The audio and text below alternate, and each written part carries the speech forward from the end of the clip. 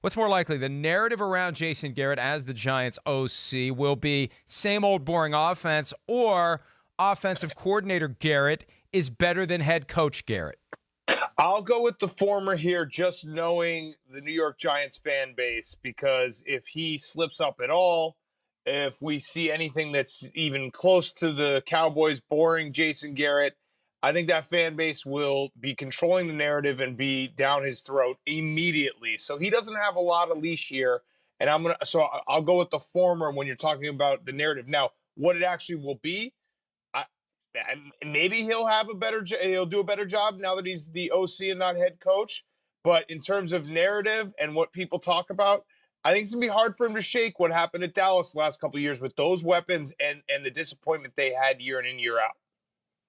And I agree with you, and here's my twist on it. The reality is it's going to take some time to get the offense to where it eventually will be. Football fans and media members like to lock into their narratives for the full season early on, and then we don't like to revisit it because that requires effort that we don't want to necessarily put into it. It's easier to just cling to that crutch that we've been waving around for half of the year. Let's go ahead and finish the season, even if they're scoring 70 points a game. Now, if they become an Arena Football League offense, narratives will have to change. But I think that will be the narrative initially, and it's going to be incumbent on the Giants to change it. But, with Saquon Barkley, who we agreed the other day is better than Ezekiel Elliott, and when he's healthy, he is phenomenal.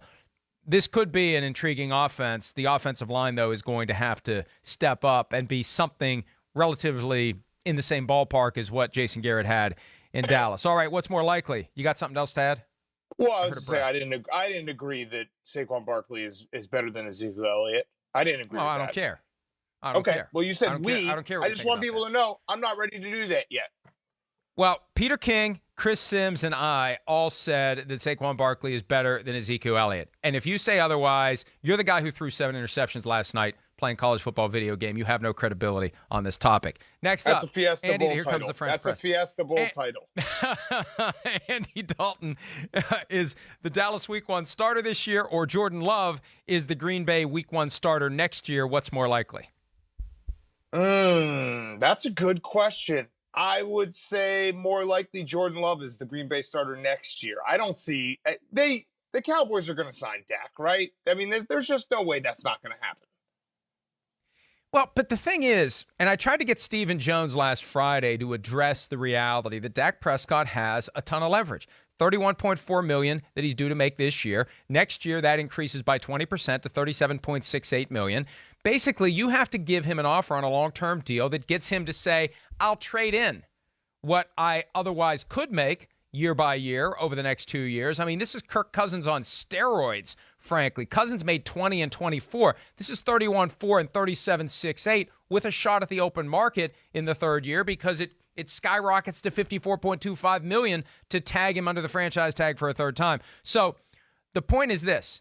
If the Cowboys don't put enough on the table to get Dak Prescott to trade in the year-to-year approach, and he chooses after that to stay away from training camp in the preseason, and he blows through the doors a week before the start of the regular season like Le'Veon Bell did in 2017, what's Mike McCarthy going to do? Is he going to say, well, we'll go ahead and use the guy that just showed up at quarterback, or we'll use the guy who's been our quarterback throughout training camp and whatever preseason they have? And that's going to be a real question for Mike McCarthy. I still think it's more likely Jordan Love starts week 1 for the Packers next year. But the idea that Andy Dalton would start week 1 for the Cowboys if Dak Prescott shows up 5 days before week 1 is not ludicrous.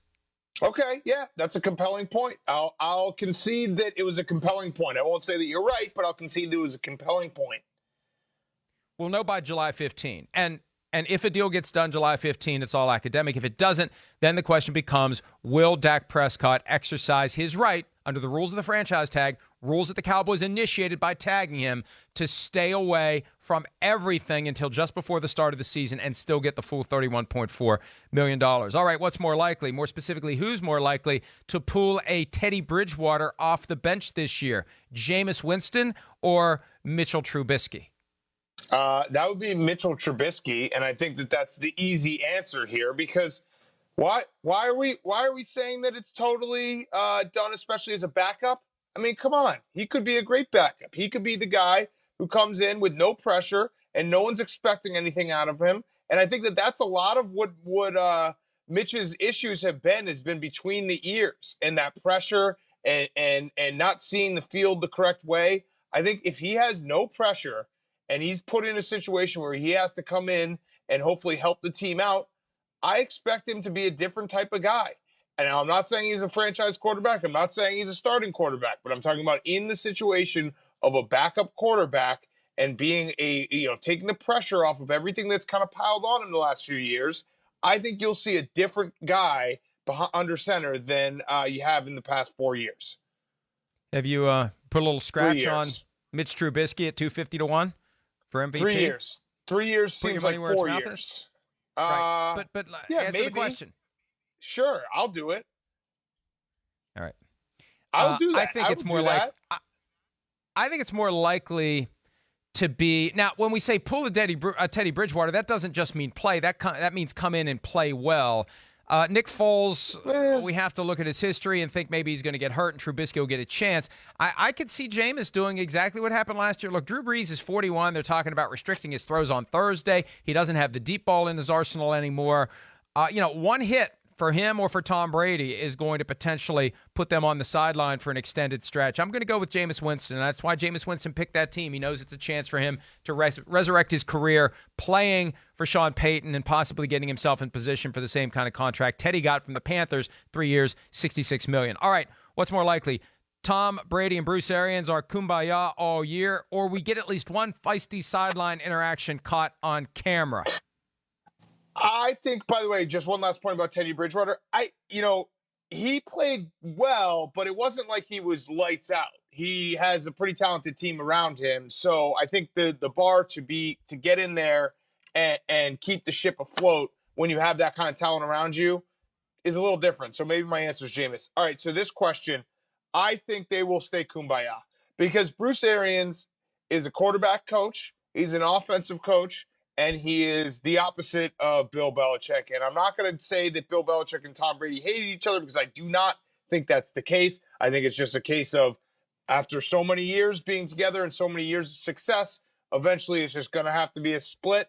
But I do think that Bruce Arians will have a closer relationship with Tom Brady like immediately, right? It's going to be a friendlier relationship than more of a professional relationship that might have happened in New England.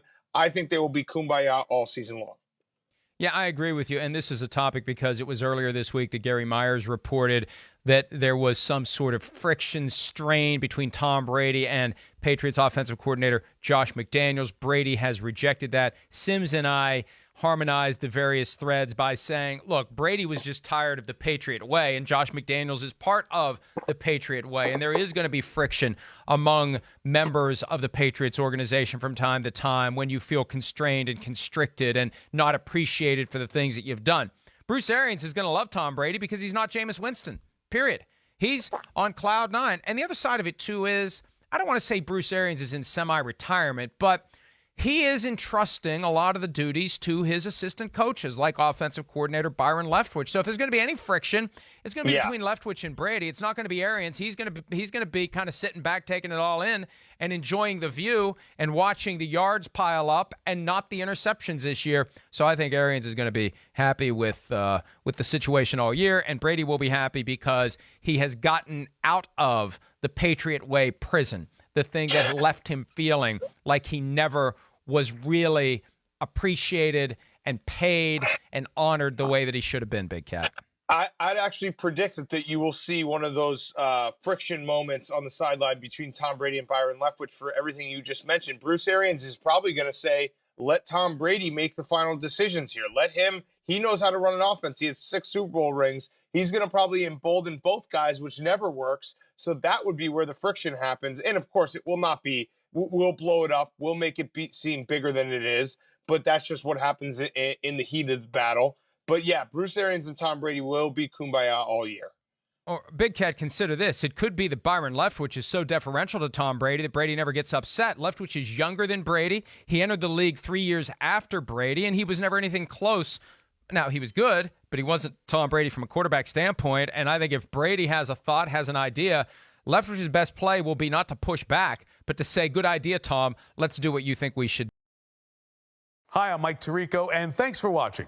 Make sure to hit subscribe for the latest news and highlights from NBC Sports.